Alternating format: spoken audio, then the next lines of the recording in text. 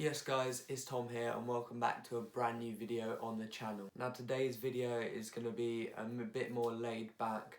We're going to be doing more talking, no football today, but I'm doing what you guys have asked for and I'm doing a brief summary of my football history basically. Now first, obviously I've got to give you some backstory. I was born on the 18th of September 2003 in Maidstone Hospital in Kent. I wasn't really invested in football when I was young.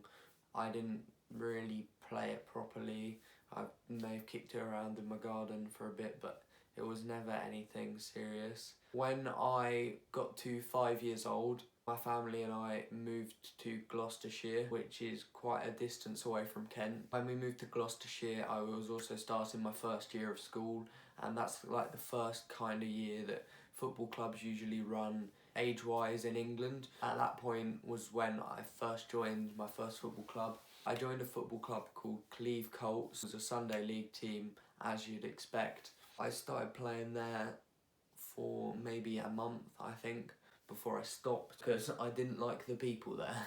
Now in reception, I didn't really play football. When everyone else was playing football on the field, I was like a naughty kid back in reception. I just went and destroyed the plants for some reason. And then when it was year one, I got split up from my group of friends, I suppose. My class was predominantly football players, and that in turn made me play football. Maybe half a year later, I rejoined Cleve Colts. I was not very good at football then. I was a centre back because I didn't like running and I just kicked people basically. That's basically all I did. I kicked people and kicked the ball as hard as I could. Never won anything with Cleve. To show you how poor I was. This trophy I have shows you how bad I was. It says, if you had fun, you won. So that's basically all you need to know about that. Around these times, I kind of became football mad. I was never good at football then though. I was still the worst player in my team and I was the worst out of my group of mates that played football at school. But I became addicted to football. I fell in love with Manchester United and everything I wanted around me was to do with football. I got football everything, football themed bedroom, everything like that. But I never really played much, which I wish I had done. One opportunity that came around when I was that age was my team had a player who played for West Brom at the time, the West Brom Academy. Somehow he managed to get us VIP tickets to a West Brom game with nice seats, a stadium tour, and we got to train in West Brom's 3G facility beforehand. Now, for some reason, I decided that because it was West Brom and it was at the time a Premier League club, I was going to absolutely sweat in the training session and run more than I've ever run before. Bearing in mind, I was slightly chubbier than the rest of my friends were at the time. Nope, I did not get scouted or anything, much to my disappointment at the time. It was the first bit of praise I'd ever got from all the parents kept telling me how well I'd played in that training session. Okay, so when I was 9 years old, my family decided we were gonna switch it back up and move back to Kent. That kind of completely changed my life, to be honest. When I moved down to Kent, obviously we were looking for a new football team because I loved playing football. We first went to a football team that a few people from my new school went to, but it wasn't an actual team that played in the league. It was just like a kickabout on a Saturday with some mates, and I wasn't really interested in that. What I found funny was when I moved down to Kent at my school, for some reason I was one of the best there, and it made no sense to me because I hadn't spent the summer training. I'd spent the summer moving house, and it was not the greatest experience because I didn't know anyone in Kent. Suddenly become good was very, very strange. I remember on my first school day at football, I was loving life. I was scoring loads somehow. I was a centre back before, and right at the end, I went in goal for a penalty and I saved it on my first day, and since then it had all been flying colours. I had no idea why. I joined a football team called Hawkhurst United Football Club. I got the number 7. I still was one of the worst in the football team, but at the school I was better, so it didn't really matter to me. I just continued to play. I think I may have been one of the worst because I told them I played up front. So that was probably my problem. For some reason they did play me up front and I scored a few. I must have had probably had like a 1 goal every 3 games ratio. The first season I ever won anything, we came second in the league by 1 point and we lost it in 1 game. We won the cup final. We won the cup final 7-2 and that was very, very good. I was still rubbish at this point. I remember in the cup final, someone squared it to me and I missed an open goal, so that tells you everything. But it was playing the consistent football that was good for me. Eventually though, that next season, I was then converted back into a centre-back. Not sure how that one came about, but I was played there. And it was at this point that, for some reason, I was bigger, stronger and faster than everyone else. At this age, centre-back just seemed a good option for me, and it was this season that I really came into my own. I haven't ever played being one of the best in the team, but it was that season that I really hit the ground running. I would consistently say that I was the best player that season. I won the most improved player in the 2015-16 season because of that. I'd always dreamed of playing professional football, but that was sidelined. It wasn't an ambition, it was just a fantasy. And continued to play for that next season, and I actually got awarded the captain's armband that year, and that was the proper point where I decided that I was very, very happy with my footballing. And at that point I was like, maybe I'm going to play semi-professional football when I'm older, just as a side thing. It was fun. I played centre-back, and I think my main problem was I was a very, very good centre-back. I'd probably say if I'd stayed centre-back, I'd be so much better than I am right now. But my problem was I was too hungry to score goals. I was playing both centre-back and striker, switching in the games, and I think I scored 11 maybe goals, and I must have played 75% of the season at centre-back, which was quite a good shift actually. Once again, for the second year on the trot, I won Most Improved Player.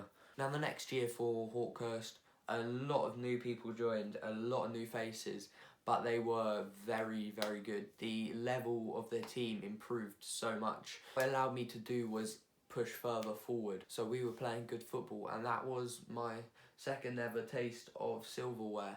Once again, we finished second due to 1 game, and it wasn't even 1 game, it was 1 half. And I honestly just, if we'd have played that game with proper officials, without dads as linesmen, we would have won the league, but we didn't. So we ended up winning the cup after knocking the team that won the league out of the cup. So here we have the under-14s cup winners. And now this season I'd gone to the new level. I think I was ready to go on to the next level of football. I was really enjoying it, and I really wanted to push into the Kent Youth League level, which was where some of the players in our team were. Now I went into that summer and we had some tournaments, 20+ teams in this tournament. We were Hawkhurst, we were just a village team, and there were some Kent Youth League teams playing in this fiesta. So we weren't expected to do anything. That tournament I played up front for the whole thing, and I think I must have played 7 games. I'd scored like 14 goals, and it was the best football I'd ever played in my life. Facts. We actually knocked Langton Green in the semi-finals out on penalties. So that was a Kent Youth League team. We were just a village team, and we made it all the way to the final, having only lost 1 group game, and I went in goal for that, so that's probably why. Leading up to the final, I'd been complaining about my ankle hurting for a bit, so we'd knocked some cold spray and some heat spray on it, as you do in Sunday League, and we went into that cup final. About 30 seconds into the final, I went to turn. My studs locked in the solid ground, solid floor, and as I pulled my leg out, there was just a crack, and I knew instantly that that was tournament over, because probably the adrenaline made it not painful, but I was persistent on continuing to play. I actually got subbed back on about 30 seconds later, only to be subbed off again 10 seconds, because I couldn't wait there. It was extremely painful, We ended up losing that final to that tournament 1-0 after one of our players hit the post from an open goal. And I genuinely believe we would have won that if I was playing, and I know that sounds arrogant, but I'd never been playing so well, honestly. I don't know what was going on. After that tournament, we ended up going to the hospital. So we went to the hospital with some crutches we already had at home, because I couldn't wait there, and they told us it was probably just a ligament damage. So they strapped a boot on it, and off we went again, and we were supposed to go back for an x-ray. We went back for that x-ray. The doctors said that there was nothing wrong with it. It was probably just a bruise. You can go back to sport in 1 or 2 weeks. Bearing in mind, I couldn't wait there at this point. I was still on crutches.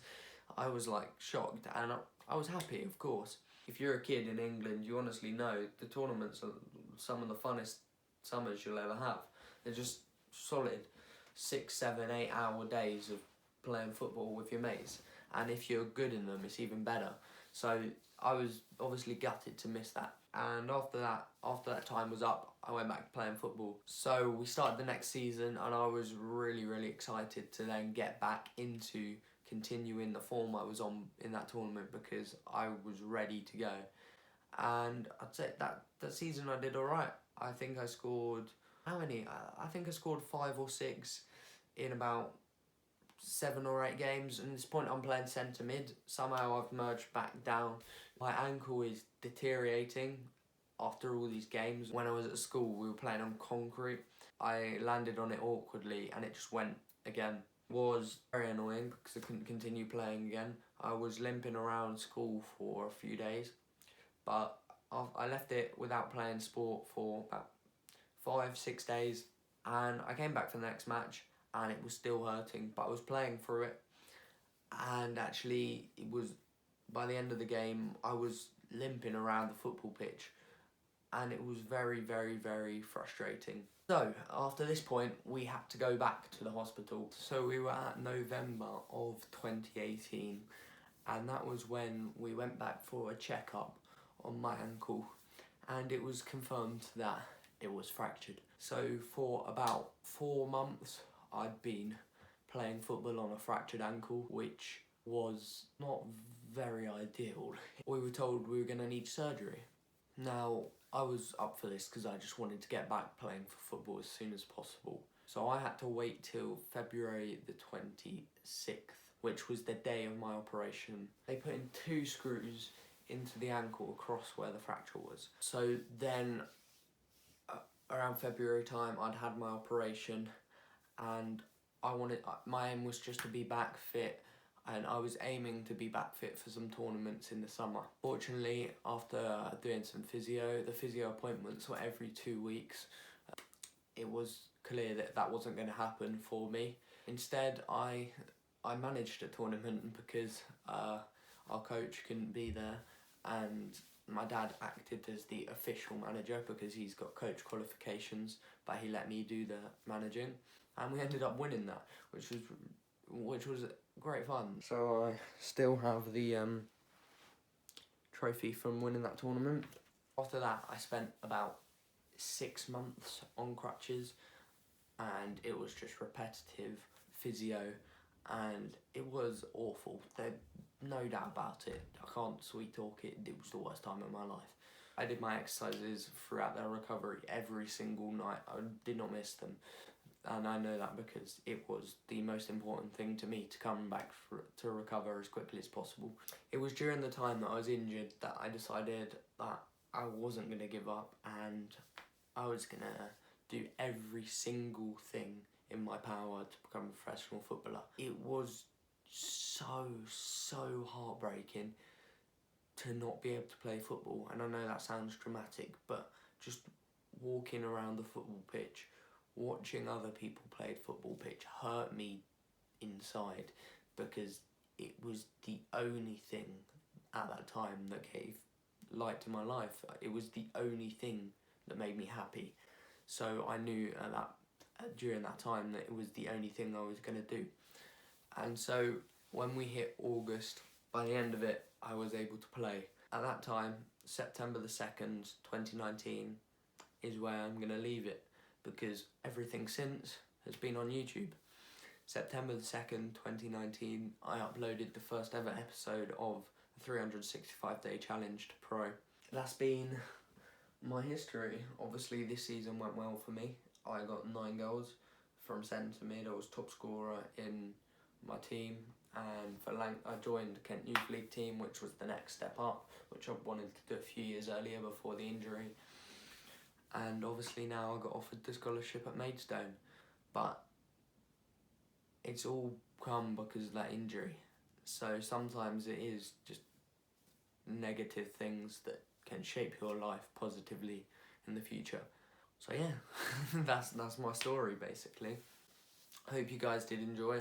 I know it was rather a different video, but you guys asked for it, so I wanted to give it to you. And as always, make sure you subscribe if you're new around here, because 70% of you, as I keep saying, aren't subscribed. So we can get those numbers up, that'd be great.